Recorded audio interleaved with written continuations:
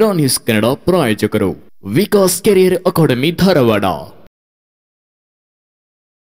ಕಾಶ್ಮೀರದ ಪಹಲ್ಗಾನ್ನಲ್ಲಿ ಪ್ರವಾಸಿಗರನ್ನು ಗುರಿಯಾಗಿರಿಸಿ ನಡೆದ ಭಯೋತ್ಪಾದಕರ ಹಿನ್ನೆಲೆಯಲ್ಲಿ 178 ಕನ್ನಡಿಗರನ್ನು ಕಾರ್ಮಿಕ ಸಚಿವ ಸಂತೋಷ್ ಲಾಡ್ ಅವರು ಬೆಂಗಳೂರಿಗೆ ಸುರಕ್ಷಿತವಾಗಿ ಕರೆತಂದರು. ಕಾಶ್ಮೀರದಲ್ಲಿ ನಡೆದ ದಾಳಿ ನಂತರ ರಾಜ್ಯ ಸರ್ಕಾರದ ಪರವಾಗಿ ಸಚಿವ ಲಾಡ್ ಅವರನ್ನು ಕನ್ನಡಿಗರ ರಕ್ಷಣಾ ಕಾರ್ಯಕ್ಕೆ ಮುಖ್ಯಮಂತ್ರಿ ಸಿದ್ದರಾಮಯ್ಯ ಅವರು ಕಳುಹಿಸಿದ್ದರು. ಕಳೆದ 2 ದಿನಗಳಿಂದ ಅವಿರತವಾಗಿ ಬಿಡುವಿಲ್ಲದೆ ಪಹಲ್ಗಾನ್ನಲ್ಲಿ ಸಚಿವ ಲಾಡ್ ಅವರು ಕನ್ನಡಿಗ ಪ್ರವಾಸಿಗರನ್ನು ಭೇಟ ಮಾಡಿ ಅವರಿಗೆ ರಾಜ್ಯಕ್ಕೆ ಮರಳಲು ಮಾಹಿತಿ ನೀಡಿ ವಿಮಾನ ನಿಲ್ದಾಣಕ್ಕೆ ಬರಲು ತಿಳಿಸಿದ್ದರು.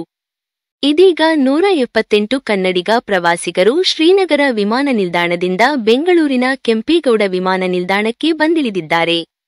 ಪಹಲ್ಗಾನ್ನಲ್ಲಿ ಭಯೋತ್ಪಾದಕರ ದಾಳಿಯಲ್ಲಿ ಹತ್ಯೆಯಾದ ಕನ್ನಡಿಗರ ಕುಟುಂಬಗಳನ್ನು ಭೇಟಿ ಮಾಡಿದ್ದ ಸಚಿವ ಲಾಡ್ ಅವರು ಸಾಂತ್ವನ ಹೇಳಿ ಧೈರ್ಯ ತುಂಬಿದ್ದರು.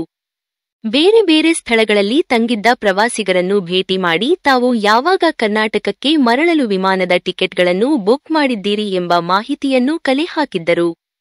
ವಿಮಾನದ ಟಿಕೆಟ್ ಬುಕ್ ಮಾಡದವರಿಗೆ ವಿಶೇಷ ವಿಮಾನದ ವ್ಯವಸ್ಥೆ ಮಾಡಿ ಲಾಡ್ ಅವರು ಪ್ರವಾಸಿಗರೊಂದಿಗೆ ಬೆಂಗಳೂರಿಗೆ ಬಂದಿದ್ದಾರೆ.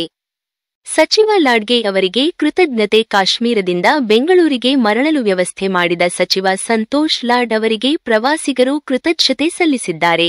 ಊರಿಗೆ ಮರಳುವ ಆತಂಕ ಮತ್ತು ಭಯದಲ್ಲಿ ಇದ್ದವರಿಗೆ ದೇವರಂತೆ ಸಚಿವರು ಬಂದು ಇಲ್ಲಿಗೆ ಕರೆತಂದರು. ಇವರ ಸಹಾಯವನ್ನು ಎಂದೂ ಮರೆಯಲಾಗದು ಎಂದು ಪ್ರವಾಸಿಗರೊಬ್ಬರು ಹೇಳಿದ್ದಾರೆ.